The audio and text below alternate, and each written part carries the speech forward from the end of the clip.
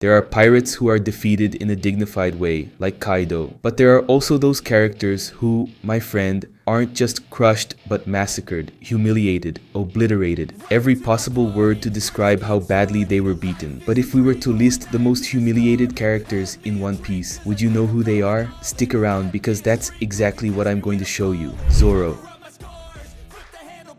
In the battle between Zoro and Draco Mihawk, we see, in my opinion, the greatest disparity in fighting power between two opponents. When Zoro began facing Mihawk in this battle, he knew he was up against one of the most renowned names in piracy. Zoro knew he was facing the man who truly earned the title of the world's greatest swordsman. But despite knowing he was up against a monster, Zoro believed he could defeat him with sheer effort during the battle. We can affirm this because, even before joining the Straw Hat crew, Zoro had been wandering the seas of One Piece searching for Mihawk. In other words, even before meeting Luffy, Zoro had already reached a level of combat power that, according to himself, would be enough to defeat the greatest swordsman in the world. And yes, when he stood before Mihawk, he smiled. Zoro smiled, thinking he could finally defeat the world's best swordsman and fulfill his promise. That's when the battle began, and he experienced one of the biggest surprises of his life. It didn't matter that he had his bandana on his head or was using his Santoryu style. None of that changed the fact that Zoro could be easily defeated with a mere dagger. Amid all the humiliation he was suffering in front of several pirates, Zoro decided to push himself to the limit. Even with Mihawk belittling him and saying he wouldn't use his main weapon against a small fry, Zoro only wanted to have an honorable fight with the best of them all. Recognizing the great determination of the East Blue swordsman, Mihawk agreed and dealt a slash across Zoro's chest that would have killed anyone without the same resolve as him.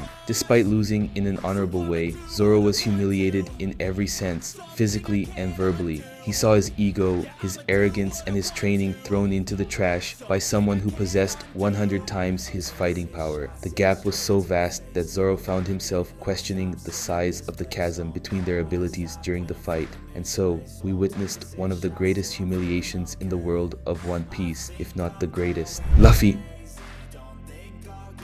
Here we have Luffy's moment of humiliation. Just like his first mate, Luffy wanted to take on a Shichibukai. Yes, even as an aspiring pirate, Luffy was already trying to go head-to-head with one of the most important and dangerous men in the world. This man was none other than Sir Crocodile. Luffy wanted to save Alabasta from the scorching hell this warlord was bringing to the nation. It was during a journey with the Straw Hats that Luffy realized he could settle the score with Crocodile, and so he asked his crewmates to leave him behind. Even knowing that Luffy was facing one of the strongest men in the world, the Straw Hats trusted their captain and let him go alone. But when the battle began, what we expected happened. Crocodile stopped Luffy with a single attack from his hook. On top of that, Crocodile humiliated and destroyed any honor Luffy might have had in that moment, making it clear that Luffy was just another ordinary pirate full of talk. And hold on, because that wasn't the only time Luffy was defeated. In the fight against Aokiji at Long Ring Long Land, the Straw Hat captain experienced firsthand the power gap between himself and the Marine Admiral. Aokiji took on the entire Straw Hat crew. Zoro, Usopp, Robin, Sanji, and even Luffy himself stepped up, but none of them could do anything against the Ice Admiral. In the end, Luffy even challenged Aokiji to a one-on-one duel, but he was frozen solid like a popsicle in an utterly humiliating way. The only reason Luffy wasn't killed was because he had defeated Crocodile in Alabasta, and because he was Garp's grandson. This ended up earning him a favor from Aokiji, but regardless, Luffy was absolutely crushed and humiliated.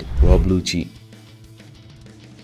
Up until the Enies Lobby arc, Lucci was considered one of the greatest battle prodigies. Everyone believed he would become one of the greatest agents in history. He carried out his missions flawlessly, was relentless, and left no trace behind. But when he had to go up against rookie pirates, the guy messed up big time. Not only did he lose to Luffy, who was still just a 17-year-old teenager, but he also witnessed the entire Straw Hat crew tearing down one of the world government's greatest monuments. So, in the end, this shame doesn't fall solely on Lucci. It's also on the government, which allowed a rookie crew to completely destroy Enies Lobby and escape with one of the government's highest priority targets at the time, Blackbeard. Blackbeard is, without a doubt, one of the strongest characters in the entire world of One Piece. But that doesn't change the fact that back in Impel Down, he suffered one of the greatest humiliations imaginable. Arriving at the world's most secure prison, Teach's plan was to make his way to level 6 to recruit new crewmates. However, on the way, he ran into none other than Magellan, the chief warden of Impel Down. When we saw that, we all thought, oh, of course the great villain Blackbeard will make it past this guy. That was our expectation. But when the two met, Magellan didn't even give Blackbeard a second glance. Even with his entire crew by his side, Teach was effortlessly overwhelmed by Magellan's poison. A single precise attack, without even acknowledging Blackbeard, was enough to completely incapacitate them. And just like that, Teach was utterly humiliated. Big Mom. This moment involves none other than a time when Luffy humiliated Big Mom in front of everyone. But it wasn't through brute force, it was by standing up to her. He humiliated her verbally. At the very end of Fishman Island, Big Mom's pirates arrived to collect the candy the fishmen had prepared for her. The problem was, at that moment, the fishmen were with a rubber gorilla who devours everything in sight. So Luffy ate all the candy, leaving none for Big Mom. That's when Luffy contacted her and outright challenged one of the strongest women in the entire story. At that moment, many fishmen witnessed the conversation. They saw nothing less than a simple kid boldly tell Big Mom to her face that he would head to the New World just to beat her up. Think about that level of humiliation. Big Mom being stood up to by a kid. It's as if she had no authority left. Kid. After completing the monumental task of taking down the Yonko and Wano, Kid let the fame go to his head and went straight to Elbaf, a territory under Shanks' control. Kid truly believed he could defeat Shanks, so much so that he confidently declared his intention to take down the red-haired pirate. As soon as he confronted Shanks and his crew, Kid prepared his massive weapon of destruction to annihilate them all in one blow. But unfortunately for him, Shanks possesses one of the most advanced observation haki abilities, allowing him to see exactly what would happen after Kid's attack. Realizing that Kid would leave himself vulnerable for a brief moment, Shanks seized the opportunity. He concentrated an immense amount of Conqueror's haki into his sword, delivering a devastating Kamusari that took out both Kid and his first mate in one strike. With a single move, Shanks crushed one of the strongest pirates of the new generation, Oden.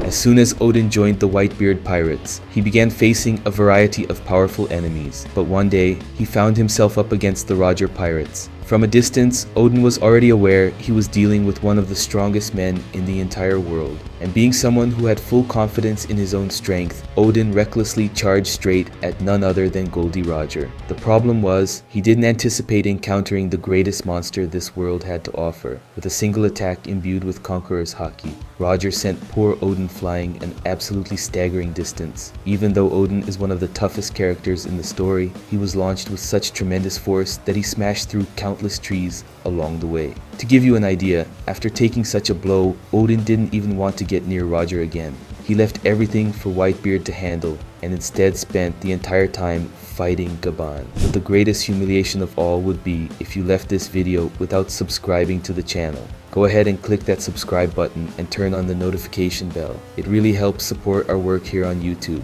We've got plenty of videos with in-depth and unique topics like this one, so don't miss out. Subscribe now. Thanks for watching and see you next time.